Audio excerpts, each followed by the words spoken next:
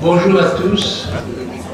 C'est évidemment avec un très grand plaisir que je me retrouve parmi vous dans mon pays natal, que j'aime tellement, et où je retrouve à chaque fois le bonheur de vivre et la gentillesse qui est la caractéristique de la population tunisienne dans son ensemble et avec laquelle nous sommes en communion depuis tant d'années. J'ai été personnellement très heureux à Créteil pendant plus de 30 ans d'accueillir beaucoup d'entre vous. Je sais qu'il y a encore beaucoup d'entre vous qui continuent à venir avec mes successeurs à Créteil, où je vais moi-même encore chaque matin avec joie. Et me retrouver avec vous est un plus grand plaisir, surtout que nous avons en ce moment des développements nouveaux dans notre métier.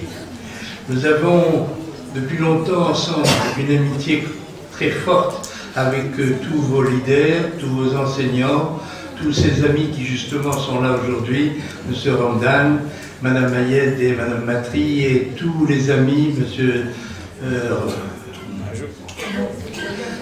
Kamoun qui est là aussi, et c'est un grand plaisir de vous voir tous, aussi bien mes anciens jeunes élèves, qui sont toujours très jeunes, et vous tous ici, la population jeune d'ophtalmologistes, que j'ai admiré tout à l'heure dans ces exposés sur la chirurgie réfractive. J'ai trouvé votre action très dynamique, très claire, très nette, à une bonne qualité de présentation, et j'ai trouvé cette réunion très intéressante. J'espère que je vais arriver à vous intéresser aussi sur l'OCT en géographie. C'est vrai que nous avons la chance d'avoir des développements nouveaux en imagerie qui nous apportent un confort extraordinaire. Cette OCT en géographie n'a pas pour but au départ de remplacer l'angiographie à la fluorescéine. Nous ne sommes pas en train de chercher un clou qui chasse l'autre. L'angiographie à la fluorescéine continue et continuera à être extrêmement utile pour le diagnostic initial.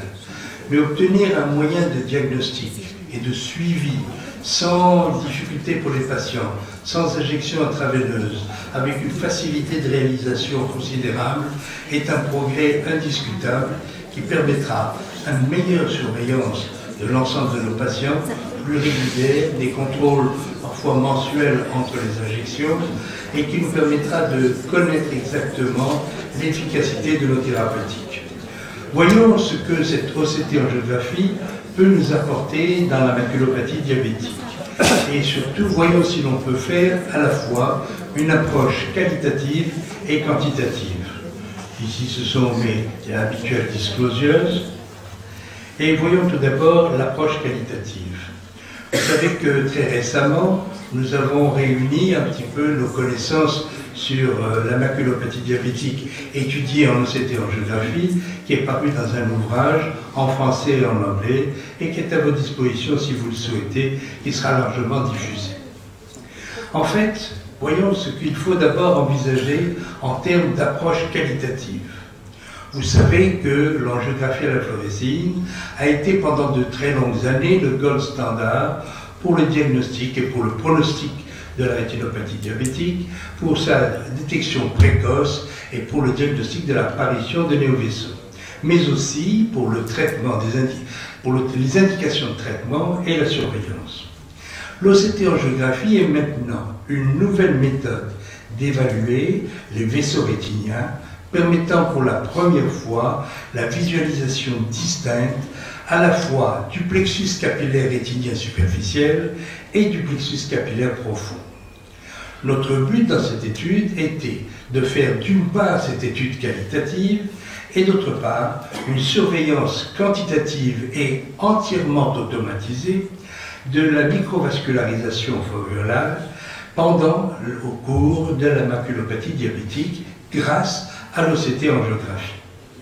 Il s'agit d'une étude rétrospective d'une 50aine d'yeux, analyse avec le Spectralis Société de Heidelberg, pour analyser à la fois la zone avasculaire centrale, son diamètre et son axe, l'arcade périfoveolaire, les dilatations, les microanévrismes, les irmas, les zones de non-perfusion et les espaces histoïdes, mais aussi après cette étude qualitative, d'envisager un suivi post-thérapeutique quantitatif permettant d'analyser les effets de la thérapeutique. Voyons tout d'abord cette maculopathie diabétique. L'OCT-angiographie pourra nous aider à analyser à la fois le plexus capillaire superficiel et le plexus profond. Vous avez ici une image caractéristique conventionnelle et une image obtenue avec le plexus capillaire superficiel où nous allons avoir les altérations de l'arcade périforéale, marquées ici par la ligne pointillée jaune, les zones grises de non-perfusion, que vous voyez bien autour de cette arcade centrale, et les anomalies vasculaires et les shunts, marquées ici par quelques flèches rouges. Mais on a aussi la possibilité d'analyser le plexus capillaire profond, où nous allons voir la diminution de la densité vasculaire, nous allons voir les vaisseaux dilatés, et nous allons voir les zones d'exsudation intrarétinienne entraînant l'apparition d'espaces cystiques marqués ici par les flèches jaunes et que vous voyez d'une coloration bien différente que celle des espaces non perfusés. On peut aussi analyser avec plus de précision les anomalies microvasculaires intrarétiniennes et les éventuels néovaisseaux intrarétiniens. Et nous savons que l'OCT-angiographie va montrer, aussi bien dans la fluorescéine, une visualisation très claire des anomalies microvasculaires intrarétiniennes et les néovaisseaux intrarétiniens.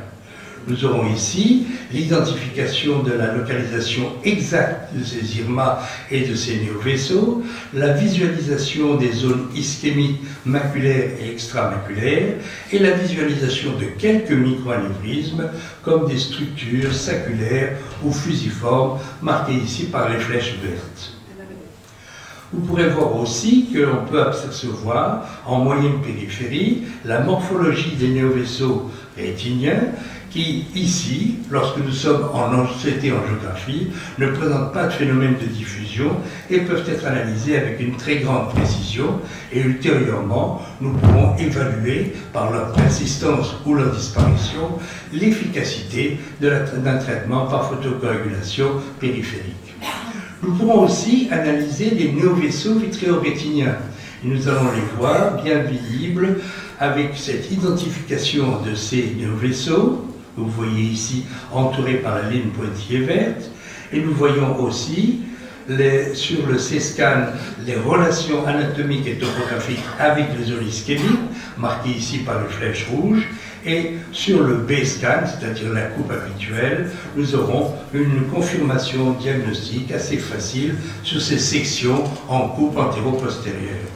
Vous voyez la qualité de cette visualisation des néovaisseaux pré-rétiniens en avant des couches rétiniennes et au voisinage des zones ischémiques. Nous pourrons aussi analyser, bien sûr, c'est l'objectif majeur, l'édème maculaire diabétique. Nous allons avoir, dans certains cas, des zones hypo-intenses intrarétiniennes. Ces petites plages noires, bien visibles, arrondies, sans aucun signal de décorrélation. On ne voit pas de trajet vasculaire au sein des zones cystiques. Et nous avons un aspect qui sera seulement différent, suivant la localisation, au niveau du plexus capillaire superficiel, ou comme ici, au niveau du plexus capillaire profond, car les logettes ne sont pas situées, évidemment, au même endroit.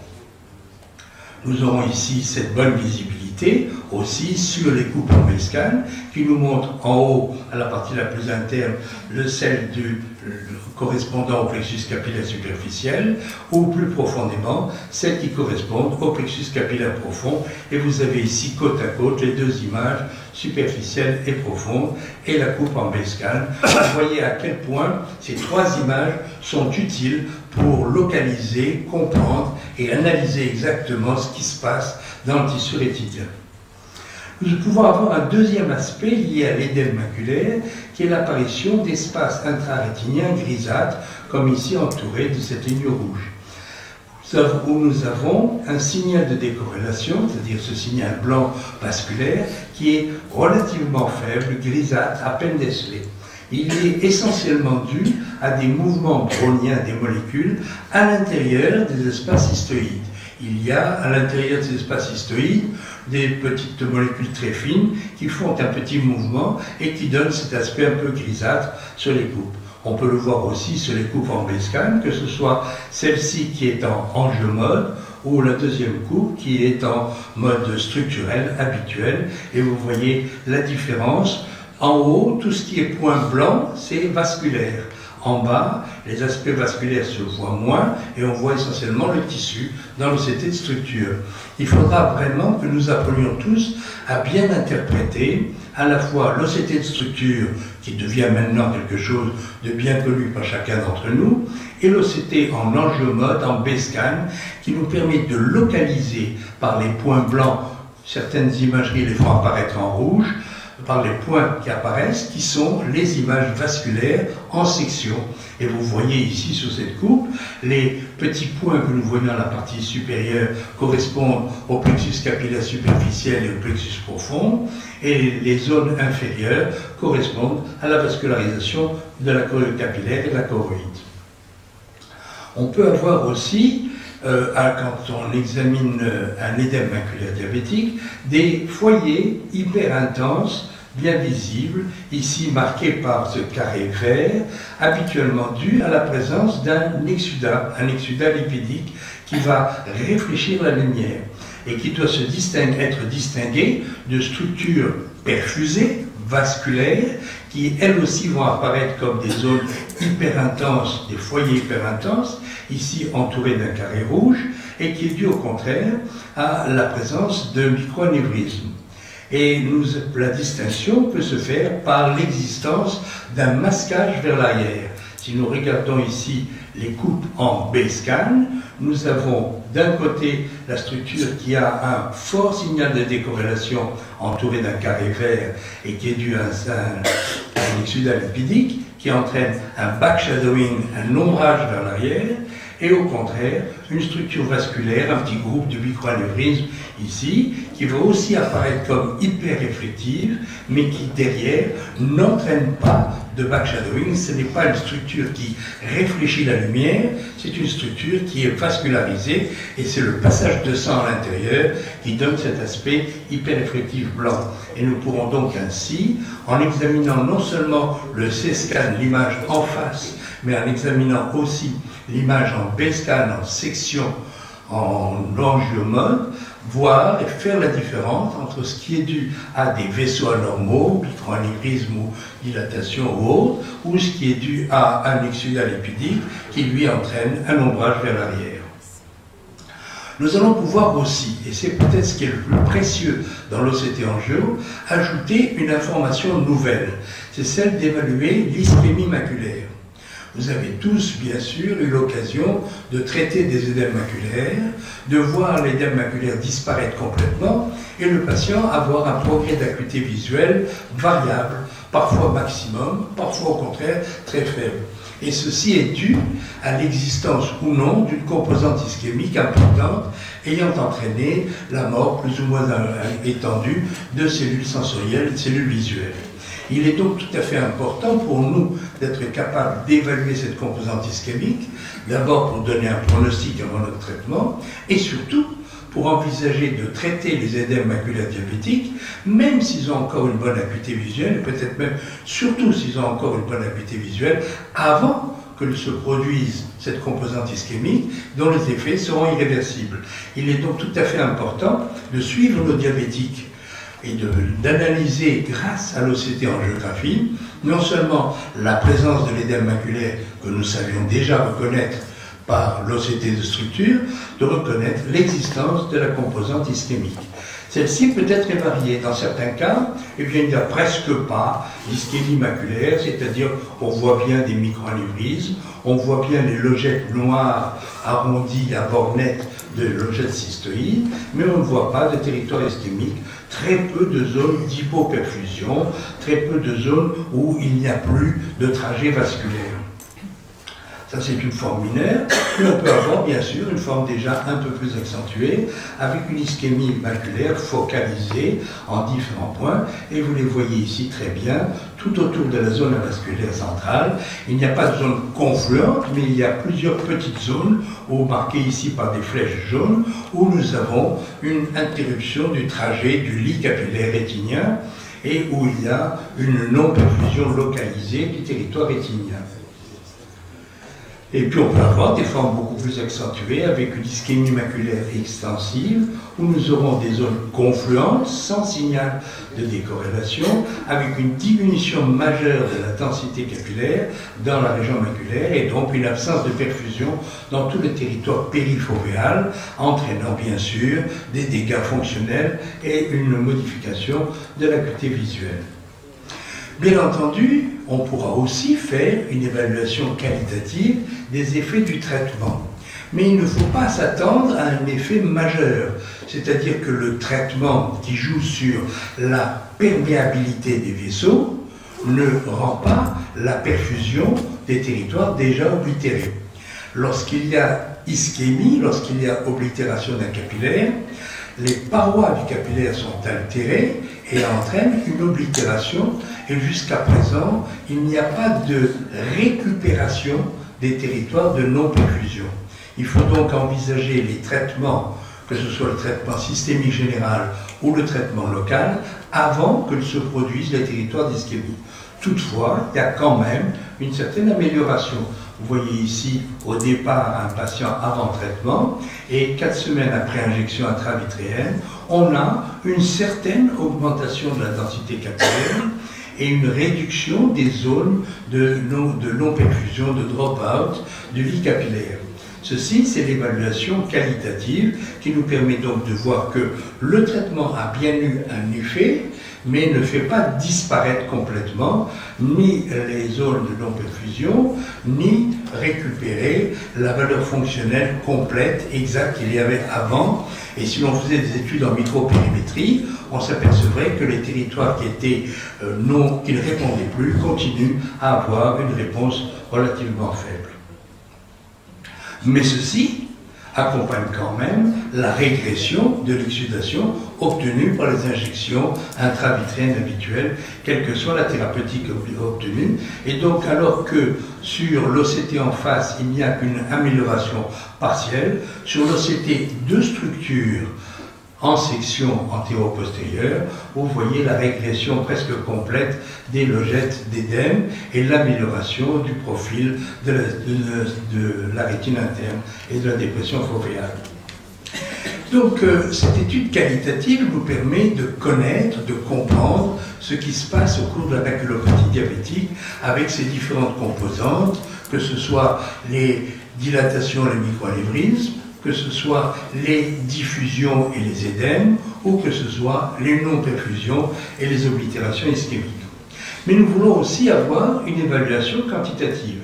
Et pour cela, nous avons mis au point, avec mes collaborateurs, Marco Lebidi et Florence, et grâce à l'aide de Bayer et d'une firme informatique 3', nous avons mis au point un logiciel entièrement automatisé qui s'appelle AngioCT Tool et qui nous permet de faire l'analyse de la microstructure de la zone avasculaire centrale, obtenir le chiffre de la surface vasculaire totale et de la surface avasculaire totale dans une zone de 1 mm de rayon, et d'utiliser pour cela un logiciel automatisé qui va nous donner des valeurs quantitatives chez les diabétiques lorsqu'ils sont comparés à celles des sujets sains ou au cours de l'évolution au bout de plusieurs trimestres de traitement.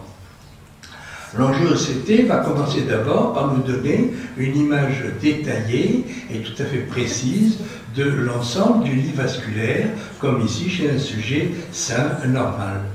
Et puis nous allons, sur cette image-là, pouvoir déterminer la surface de la zone avasculaire centrale, son périmètre, marqué ici par la ligne bleue, ses axes principaux marqués par les 2 petites lignes rouges, et leur orientation en degrés, de manière à pouvoir reconnaître tout changement dans l'évolution au cours du traitement. Ensuite, nous allons pouvoir faire une délimitation extrêmement précise de tous ces vaisseaux en tenant compte de leur direction et surtout de leur épaisseur, de leur calibre.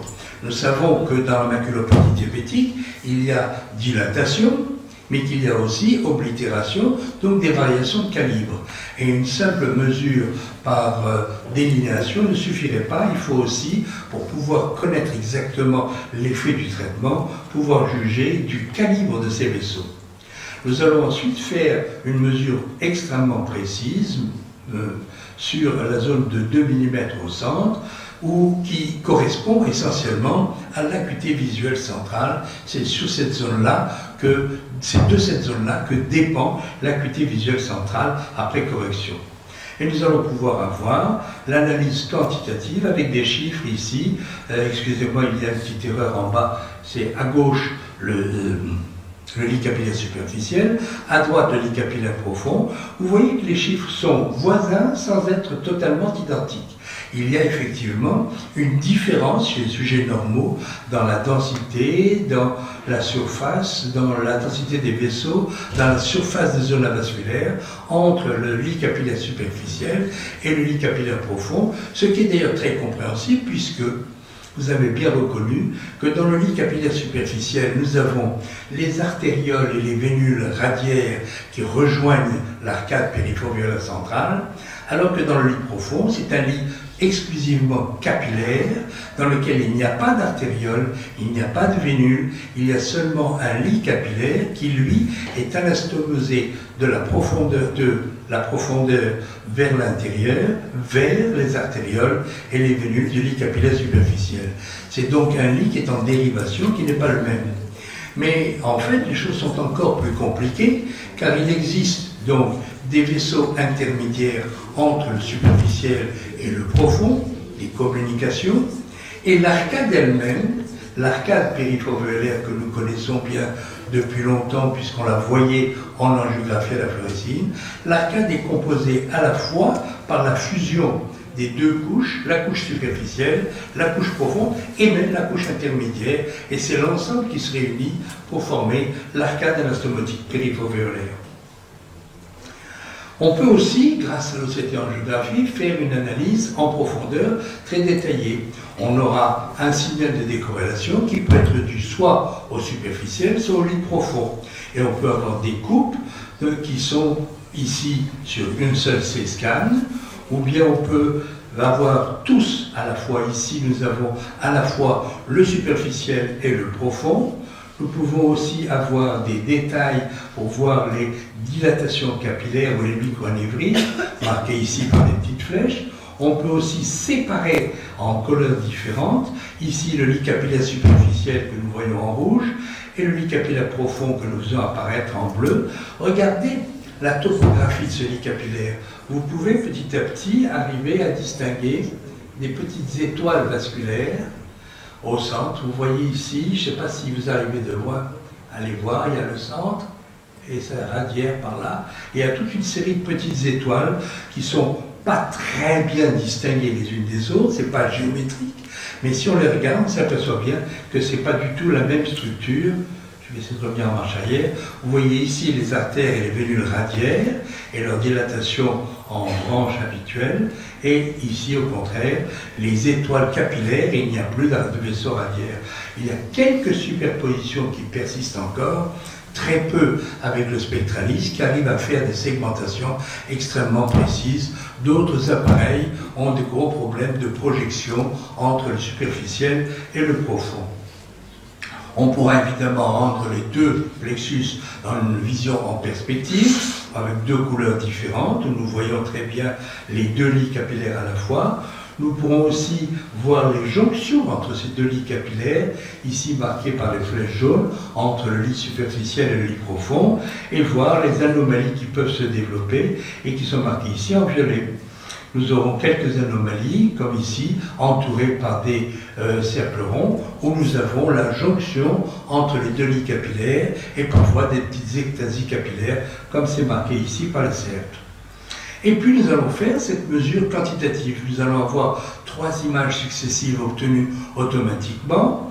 D'abord, la délimitation de la zone avasculaire centrale. Dans l'image au milieu, la délimitation de l'ensemble du lit vasculaire pour pouvoir mesurer la surface vasculaire totale. Et dans l'image qui est en bas, nous aurons les surfaces vasculaires, les surfaces avasculaires sur une zone de 1 mm qui correspond à l'essentiel de l'acuité visuelle centrale. Et nous allons analyser les résultats. Et nous avons vu en faisant notre étude qu'il y a des différences statistiquement significatives entre le lit capillaire superficiel et le lit profond, aussi bien pour le périmètre de la zone avasculaire centrale, sa surface et son axe principal chez les sujets sains. Et aussi, chez les sujets diabétiques, on a trouvé des différences statistiquement significatives entre le lit capillaire superficiel et le lit profond pour le périmètre de la zone avasculaire centrale et sa surface. Ces différences statistiques sont surtout importantes au niveau des modifications de la zone avasculaire centrale. Et il apparaît que l'élément le plus important à suivre sera cette zone avasculaire centrale et l'arcade anastomotique périfoveolaire, alors que les autres paramètres sont moins significatifs statistiquement et que leurs mesures sont plus aléatoires. Nous aurons des différences quantitatives entre les patients diabétiques et les patients normaux, même si l'examen angiographique ne met pas en évidence la rétinopathie diabétique. C'est-à-dire que nous aurons des modifications quantitatives analysées par le logiciel automatiquement avant même que n'apparaissent des modifications significatives cliniquement, surtout pour la zone avasculaire centrale et sur la surface vasculaire totale, ce qui d'ailleurs tombe sous le sens. Tant qu'il y a des vaisseaux qui s'imprègnent complètement et qui sont dans les limites de la normale, c'est que le sujet est normal. Et dès qu'il y a des altérations dues au diabète, elles vont apparaître grâce à ce logiciel. Et ainsi donc, l'OCT angiographie nous permet une visualisation claire de l'ensemble des structures vasculaires de la rétinopathie diabétique, c'est-à-dire les classiques microanévrismes, anomalies microvasculaires intrarétiniennes et néovaisseaux. Mais finalement, ces paramètres viennent maintenant un peu en retrait par rapport à d'autres paramètres très importants qui sont la localisation exacte et l'extension de l'édème maculaire diabétique et de pouvoir l'analyser au niveau de chacune des couches rétiniennes, que ce soit en C-scan, c'est-à-dire en image en face, ou en B-scan, c'est-à-dire en image en section antéro-postérieure. Et nous pourrons faire la distinction entre les altérations pathologiques qui affectent soit le lit capillaire superficiel, soit le lit capillaire profond. Et surtout, grâce à ce logiciel, nous pouvons entrer dans une nouvelle phase qui est celle d'une analyse quantitative, reproductible, des altérations vasculaires et donc de l'effet du traitement chez nos patients et de son résultat, si les choses vont en s'améliorant, s'il y a une récidive, une reprise évolutive, s'il faut augmenter la fréquence des traitements, que ce soit l'intensité du traitement systémique de la maladie diabétique ou le traitement local par injection contre l'édème maculaire diabétique. L'OCT nous apparaît donc une technique très utile pour détecter les anomalies dues à la maculopathie diabétique, aussi bien au niveau de chacun des deux lits capillaires. Et le logiciel entièrement automatisé, quantitatif, le AngioCT Tool, peut nous offrir une méthode objective de surveiller la progression de la maladie et de surveiller la réponse fonctionnelle au traitement et donc de pouvoir guider nos patients avant des altérations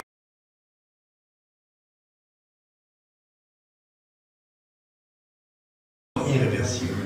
Je vous remercie. Et je me permets de vous inviter à venir tous, si vous pouvez, le 21 janvier à Paris pour la réunion de la Société française de rétine qui va vous offrir un programme très attrayant et très complet et j'espère que vous serez nombreux à venir avec nous, participer, présenter vos communications car j'ai vu que vous êtes en mesure de faire des exposés tout à fait remarquables et tout le monde sera content de cette belle alliance que nous avons ensemble depuis tant d'années. Merci M. Koskas pour cette brillante présentation. Est-ce que dans la salle il y a des questions, il y a des commentaires? Vous avez sûrement plein de petites questions à vous poser par rapport à l'OCT en géographie. Et je crois qu'il est important qu'on établisse un dialogue à ce sujet.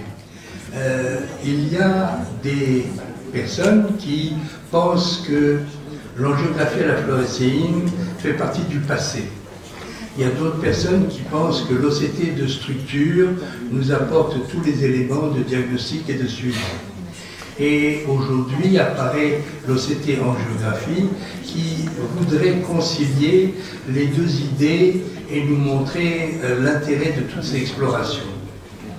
Je pense qu'il est vraiment important que nous ayons la politique habituelle de tous les médecins, c'est-à-dire de ne pas dire qu'une technique doit remplacer l'autre et qu'il faut jeter l'ancienne aux orties et l'oublier.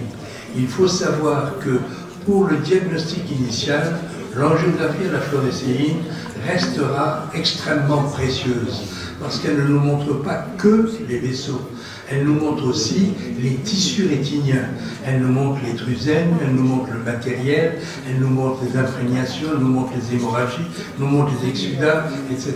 Et surtout, l'angiographie à la fluorescéine nous permet d'explorer complètement la périphérie, ce qui est si important pour la thérapeutique.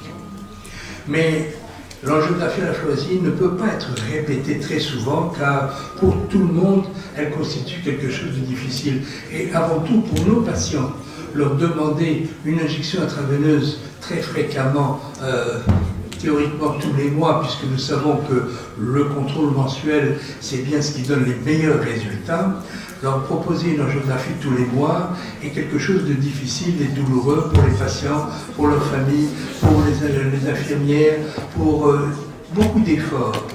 Donc il faut savoir leur proposer autre chose. Choisir l'inverse, c'est-à-dire seulement l'OCT de structure, c'est renoncer à voir les vaisseaux. Or, finalement, ce qui est malade dans la rétinopathie diabétique, c'est avant tout les vaisseaux. Et ne voir que la réaction exsudative est insuffisant. Voir que la réaction inflammatoire par les points hyperréflectifs que nous avons décrits ne suffirait pas. Et se contenter de faire un OCT régulièrement de structure tous les mois, tous les 2 mois, tous les 3 mois aux patients est une attitude un peu parcellaire. C'est-à-dire qu'on attend la récidive et qu'on va voir les patients au moment où ils vont mal et où ils ont l'impression que le traitement qu'on leur a proposé a subi un échec.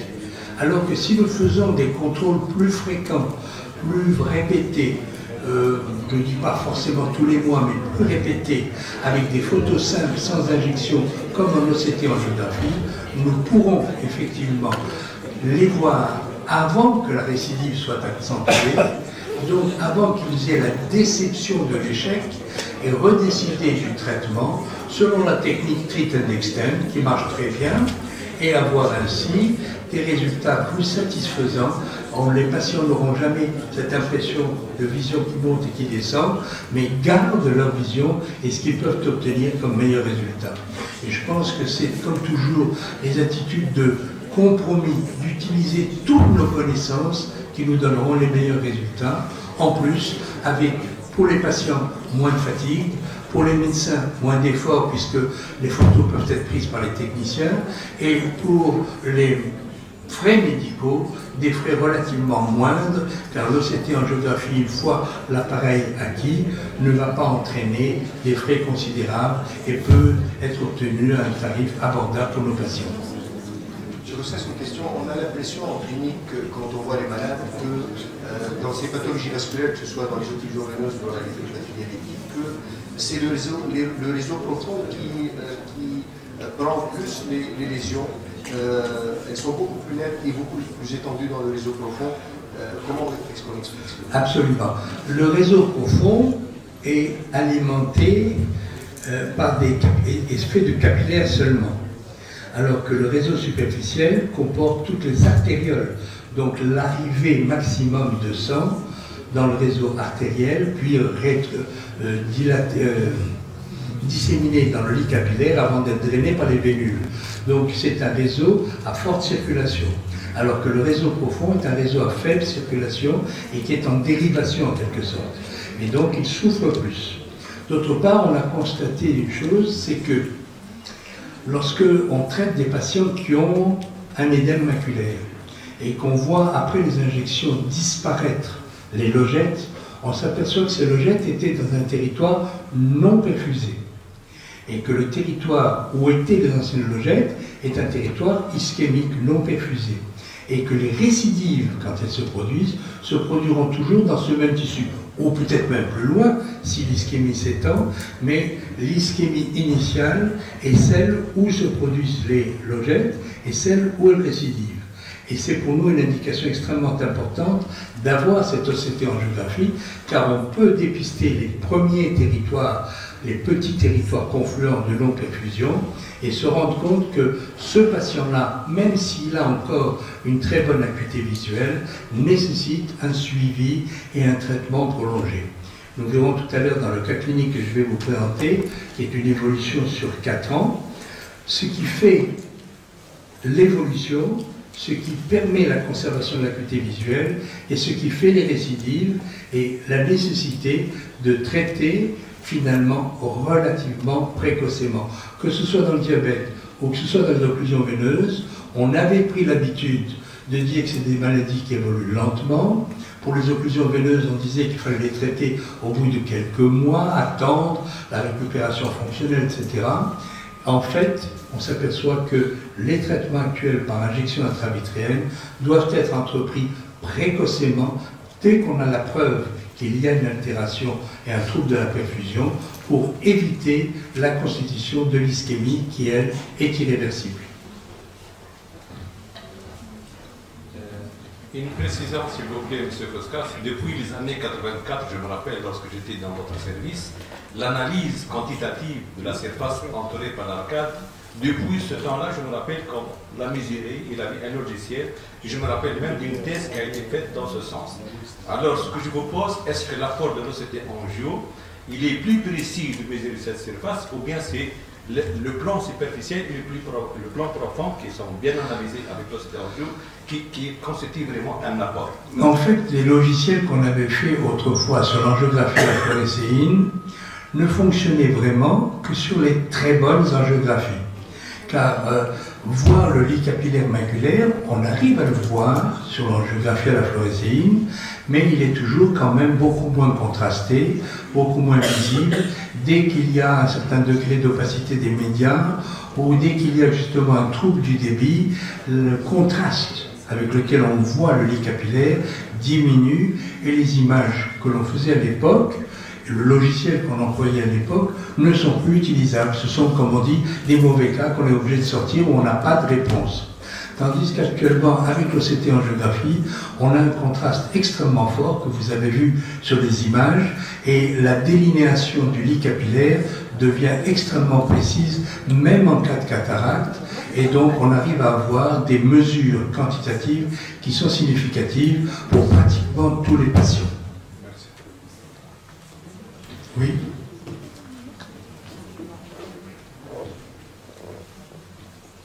S'il vous plaît, monsieur, est-ce que vous pensez qu'il y a une corrélation entre la surface de la zone avasculaire centrale et la sévérité de la rétinopathie diabétique?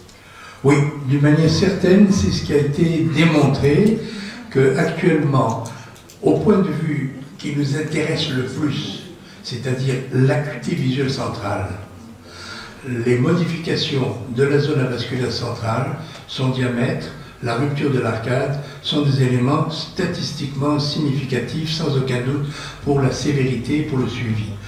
Par contre, vous avez entendu, je vous ai parlé de l'arcade et de la zone centrale. Il y a bien sûr toujours un deuxième élément dont il faut tenir compte, c'est l'ischémie périphérique, que l'on ne peut pas pour le moment analyser en OCT angio, et qui laisse justement la place à l'angiographie à la fluorescéine, au moins au premier diagnostic. Il faudra, aussi bien pour les occlusions veineuses, pour toutes les pathologies vasculaires, la drépanocytose ou autres, et évidemment pour le diabète, il faudra toujours obtenir des clichés de la périphérie, soit avec des appareils grand angle, soit en faisant des clichés composites en fluorescéine comme d'habitude, car l'ischémie de la périphérie est la deuxième jambe de pronostic de la rétinopathie diabétique ou des rétinopathies vasculaires. D'autres questions? D'autres questions, d'autres commentaires?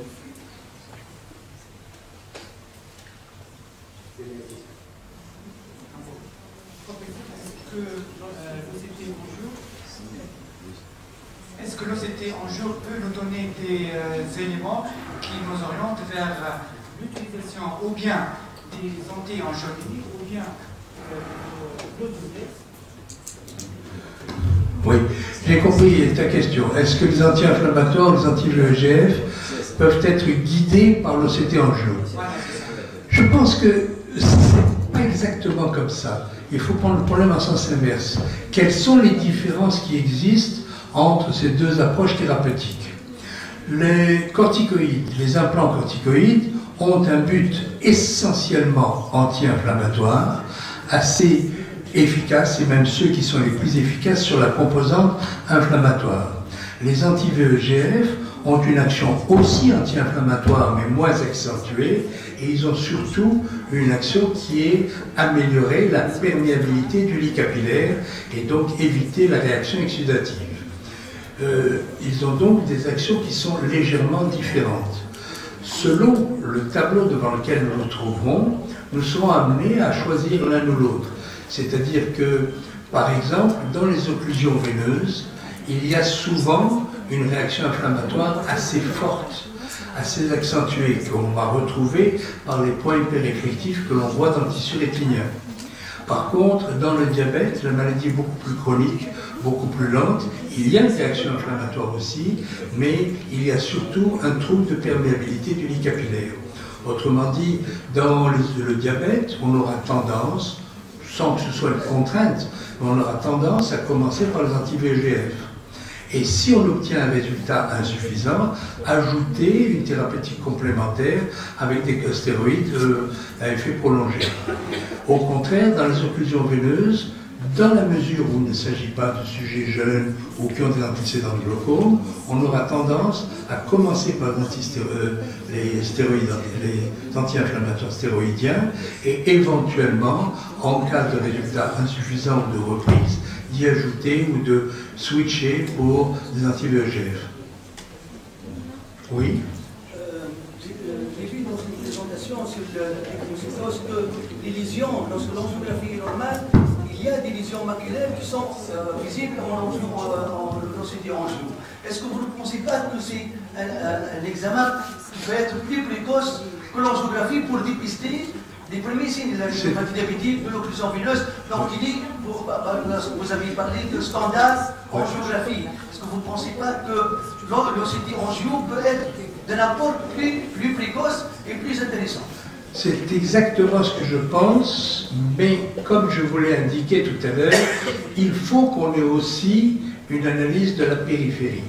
Il faut donc que la première fois que vous voyez un patient diabétique et pour lequel vous vous posez le problème d'une rétinopathie diabétique, il faut avoir l'angiographie à la fluorescéine de diagnostic initial comportant le pôle postérieur et les clichés de périphérie. Dans le suivi, si le patient est encore normal ou au contraire si les lésions s'accentuent, on aura effectivement une surveillance beaucoup plus facile pour le patient, beaucoup plus facile pour le médecin et donc est plus efficace par l'OCT angiographie, quitte en cas de doute ou en cas d'aggravation brutale à essayer de faire un bilan complet réunissant tous les examens. Il faut se rappeler une chose aussi, c'est que OCT angiographie ne veut pas dire seulement les clichés en OCT angiographie. Il y aura aussi obligatoirement et en même temps pris simultanément par le même appareil les clichés en OCT dits de structure morphologique habituelle. Et c'est la comparaison que je vous ai montrée une ou deux fois entre l'OCT de structure et l'OCT angio qui nous permet de faire le diagnostic. En réalité, sur le diagnostic, nous sommes tous attirés par les images en face, parce qu'on voit le fond d'œil comme nous le voyons au microscope ou dans l'angiographie à la fluorescine classique. Mais en réalité, les coupes antéro-postérieures sont extrêmement précieuses. Elles sont précieuses pour nous, pour savoir quel est le degré d'altération des couches externes, s'il y a des logettes et où elles sont. Et si c'est des logettes d'exsudation ou des logettes dégénératives irréversibles. Et les coupes OCT en B-scan antéro-postérieur, mais en angiomote, nous montrant les points blancs ou rouges des vaisseaux imprégnés au cours de l'OCT angio, nous montrent les anomalies et nous montrent où elles se trouvent. Nous voyons la bande de points qui correspond au lit capillaire superficiel, la bande de points qui correspond au lit profond, la bande de points qui correspond à l'image d'artefact en avant de l'épithélium pigmentaire et les zones blanches qui correspondent à la chorioïde capillaire et à la choroïde. Et nous voyons aussi s'il y a des zones anormales, des macronévrismes, des exsudats ou des néovaisseaux, qu'ils soient choroïdiens ou qu'ils soient rétiniens. Toutes ces lésions-là vont apparaître en blanc ou en rouge sur le B-scan, sur la coupe. Et donc c'est la réunion de ces différentes images qui nous rend savants. Nous comprenons ce qu'il y a dans la rétine de notre patient, non pas en regardant une seule image, mais en regardant les trois types d'images. Merci. Est-ce qu'il ne faut pas changer la standardisation? C'est-à-dire, on ne commence pas par l'angiographie. On commence sur les signes cliniques, sur l'aspect clinique. Vous savez que l'angiographie ne constitue pas un standard. Bien sûr que de toutes les manières, on commence toujours par les signes cliniques, par l'examen biomicroscopique standard et par les mesures d'acuité et de fonction visuelle. C'est évident. La suite, c'est que je reste extrêmement favorable à une angiographie à la fluorescine de diagnostic initial prenant aussi la périphérie.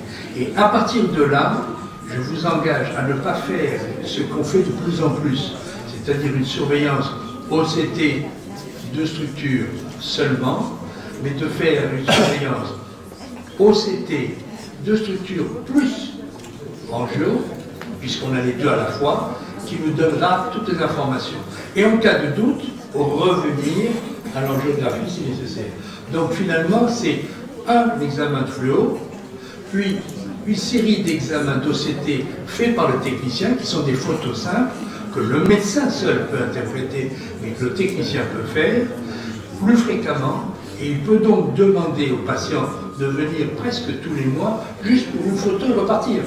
Pas de dilatation, pas de piqûre, pas de rien. Et si, au moment de ce contrôle, on constate qu'il menace de récidive, prendre la décision de piqûre immédiate quand le malade est là. Et non pas au moment de la récidive grave. Merci monsieur. Discussion très intéressante, mais on a des contraintes de temps. Allez. Et monsieur Koskas garde la main, il va nous présenter son cas clinique sur la rétinopathie.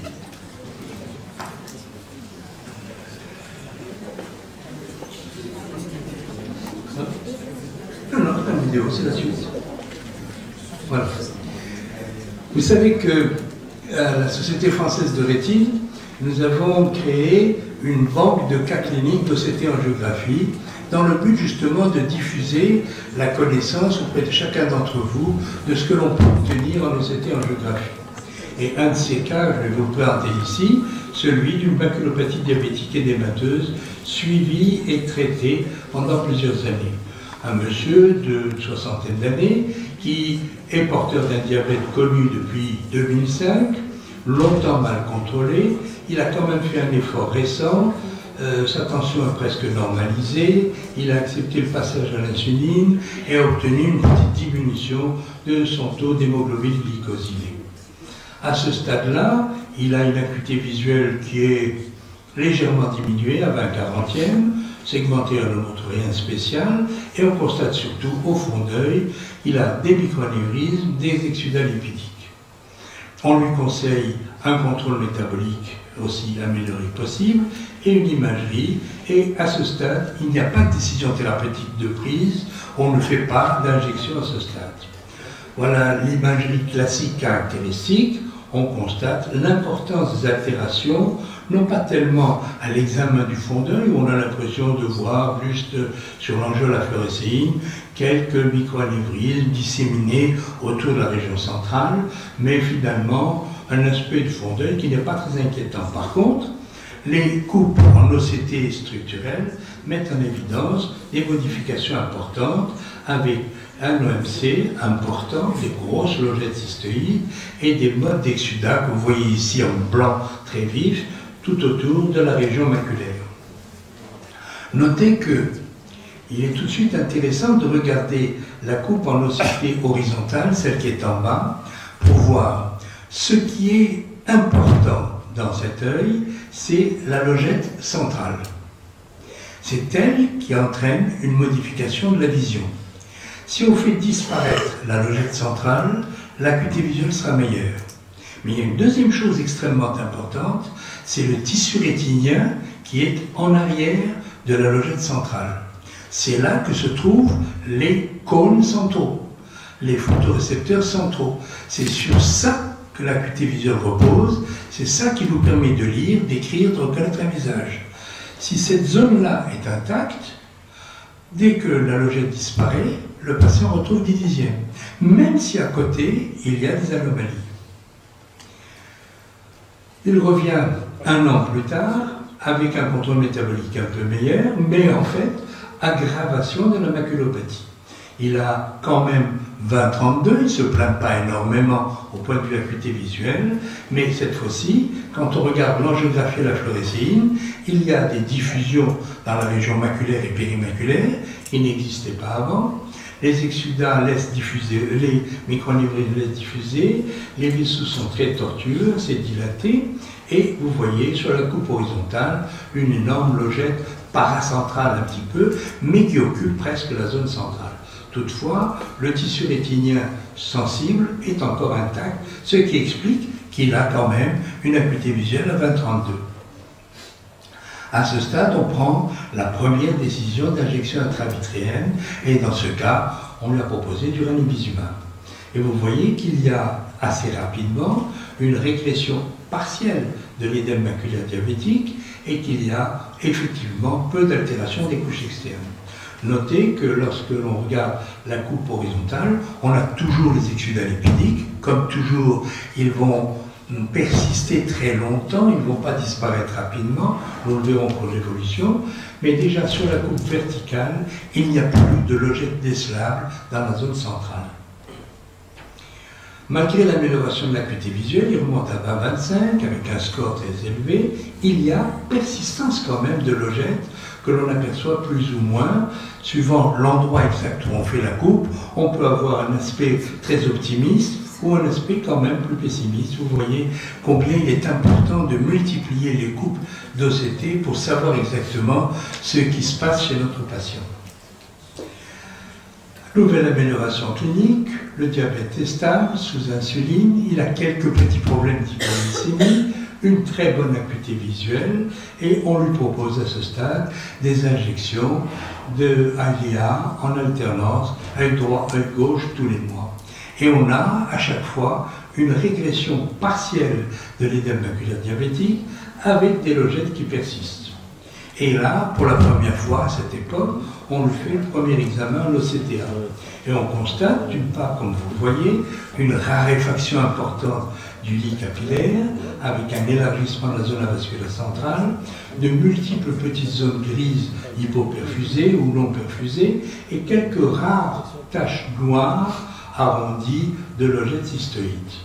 Remarquez la différence que vous avez entre l'image à gauche, qui est une image d'OCT angio, et l'image de droite, qui est une image d'OCT en face. Dans l'OCT en face, on verra toujours très bien les logettes cystoïdes. Vous les voyez, ces petites taches arrondies, paracentrales, noires, presque confluentes. Alors que sur l'OCT en OCT angio, les logettes sont moins visibles à cette taille-là. Il faut qu'elles soient un peu plus grandes pour être visibles. Regardez aussi les coupes OCT antéro-postérieures que nous avons en bas. Vous voyez en bas, du côté OCT en face, vous voyez la multitude des petits points dans la rétine sensorielle qui sont les deux lits capillaires superficiels et profonds. vous avez une ligne de points blancs qui est juste en avant de l'épithélium pigmentaire. Vous voyez, ou bien je vous le montre ici. Ça, c'est l'épithélium pigmentaire et la choroïde capillaire. Et juste en avant, il y a une ligne de points blancs. Et là, nous savons qu'il n'y a pas de vaisseau. C'est ce qu'on appelle les projections anormales. C'est la réflexion au niveau de l'épithélium pigmentaire qui joue le rôle d'un miroir des capillaires rétiniens. C'est une image artefact qui apparaît avec certains appareils sur les images en face. En spectralis, elle disparaît.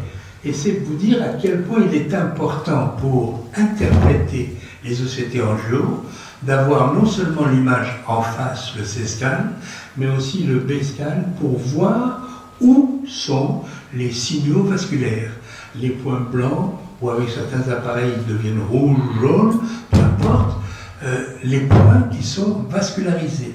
Et nous voyons les lits capillaires superficiels profonds, la zone d'artefact en avant de l'épithélium pigmentaire, puis immédiatement en arrière de l'épithélium pigmentaire, la choroïde capillaire et la choroïde. Et de l'autre côté, sur l'image en face, nous avons une bien meilleure visualisation, à la fois en face, en C-scan et en section. Nous avons une meilleure visualisation des logettes cystoïdes. Et on les voit très bien.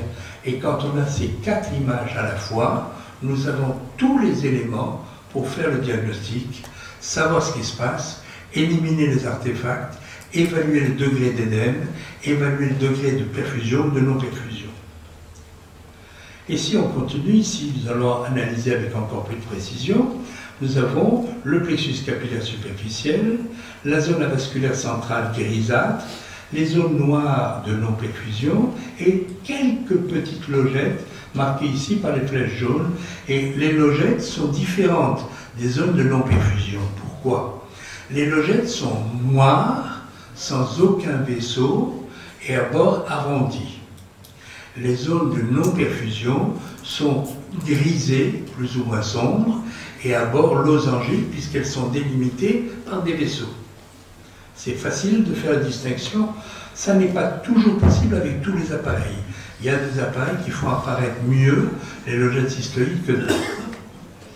Ici ensuite, on a toujours maintenant le plexus capillaire profond, où on voit la raréfaction beaucoup plus accentuée du lit capillaire, l'agrandissement de la zone avasculaire centrale, des zones de non-perfusion grises, des zones de non-perfusion où il n'y a pas de capillaire, et quelques petites logettes, mieux visibles comme toujours, dans l'OCT en face que dans l'OCT de angiographie, comme vous voyez sur les 2 types de clichés. Ici en agrandissement, pour pouvoir voir plus précisément encore, la raréfaction du lit capillaire, les zones de non-perfusion et les logettes noires ou arrondies marquées par les flèches jaunes. Et si on fait la comparaison de ce qui s'est passé entre l'œil droit et l'œil gauche au niveau du plexus capillaire superficiel, on voit que les altérations sont plus accentuées à l'œil gauche qu'à l'œil droit, mais qu'elles restent relativement modérées. C'est pour ça que ce malade continue à avoir une bonne acuité visuelle. Et sur le lit profond, on voit que les altérations sont plus marquées aux 2 yeux, mais là encore, relativement modérées. Il a un lit capillaire satisfaisant. Mais malheureusement, chez ce patient, comme vous le verrez pour vos patients aussi, relâchement de la compliance. Il en a marre, il interrompt ses contrôles, il voit bien, donc il ne vient plus, et il disparaît pendant presque 1 an. Et quand il revient avec une multiplication des micronévrismes, multiplication des exudalipidiques, extension des logettes juxta et rétrofovéale, c'est-à-dire qui entraîne une baisse d'acuité visuelle qui a motivé d'ailleurs son retour. Et quand on le voit en OCT angio, eh bien on va retrouver toujours les mêmes anomalies, raréfaction, mal délimitation de la zone avasculaire centrale, zone non perfusée et logettes noires et arrondies, mieux visibles en OCT angio. Vous voyez, il a refait une récidive de tout ce qu'il avait avec une petite aggravation. Quand on compare ici le superficiel et le profond, on voit comme toujours que le profond est plus altéré que le superficiel.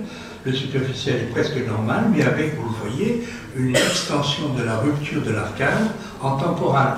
Il y a toute cette zone de l'arcade qui s'est rompue ici, avec une longue perfusion qui s'étend dans toute cette zone, qui est une zone précieuse pour la vision.